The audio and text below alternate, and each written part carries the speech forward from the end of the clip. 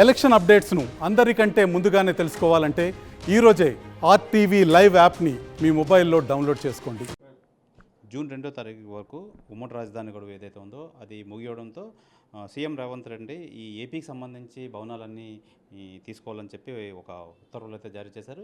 ఈ నేపథ్యంలో BJP senior నాయకులు విష్ణుకుమార్ రాజు గారు మనతో పాటు ఉన్నారు. సార్ చెప్పండి, ఏ విధంగా చూడొచ్చు ఈ గడువు ముగింది, ఉమ్మడి రాజధాని గడువు ముగిసింది, ఆ భవనాలన్నీ ఏపీకి సంబంధించి ఏపీ ఉన్న భవనాలన్నీ తీసుకోమని చెప్పి ఒక ఆర్డర్ అయితే హుకుం జారీ చేశారు సీఎం రేవంత్ రెడ్డి. మీరేమంటారు?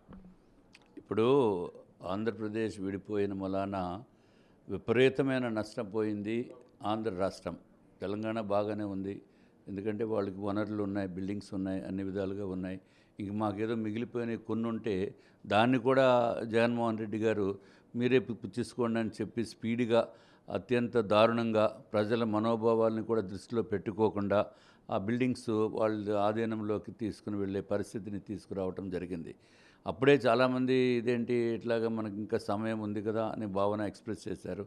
ఇప్పుడు జూన్ 2 అంటే ఏపీ రీఆర్గనైజేషన్ యాక్ట్ ప్రకారము ఇవ్వాల్సిన బాధ్యత ఉంది. కానీ అంతగా తొందరపడిపోవాల్సిన అవసరం రేవంత్ రెడ్డి గారికి కూడా అవసరం లేదు అని నేను అనుకుంటున్నాను. ఎందుకంటే మాది కంప్లీట్గా సర్వనాశనం అయిపోయిన రాష్ట్రం ఆంధ్ర రాష్ట్రము. కాబట్టి మళ్ళీ ఇంకా 4వ తారీఖున కొత్త ప్రభుత్వం వస్తుంది.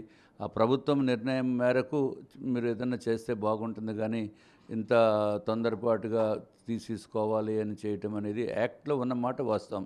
దాన్ని మేము కాదని పరిస్థితి కాదు.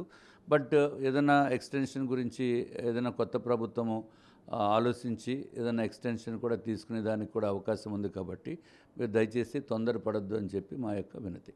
సార్, ఈ రీఆర్గనైజింగ్ యాక్ట్ ఎక్స్టెండ్ చేసుకోవాలని చెప్పి మీరు ఏం చెప్తారు? దాన్ని మీరు రికమెండ్ చేస్తారా? అరే కరెక్టేనండి. ఉమ్మడి క్యాపిటల్ హైదరాబాదు. సరే, మనకి ఇప్పుడు ఉమ్మడి ఆంధ్ర వచ్చేస్తే తొందరగా క్యాపిటల్ అయిపోతుందని అనుకున్నాము. కానీ జగన్మోహన్ రెడ్డి ప్రభుత్వం చేసిన నిర్వాహకం వలన క్యాపిటల్ లేని రాష్ట్రంగా ఉంది. 5 సంవత్సరాల కాలము కంప్లీట్గా వృధా అయిపోయింది.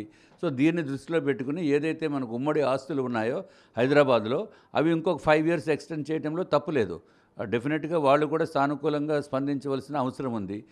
ఏంటంటే ఇది సొంత ఆస్తి కాదు. జగన్మోహన్ రెడ్డి సొంత ఆస్తి అయితే ఇస్తారా? ఇవ్వరు కదా, ₹1 కూడా ఇవ్వడైనా. కాబట్టి ఇది ప్రభుత్వం ఆస్తి అంటే ప్రజల ఆస్తి.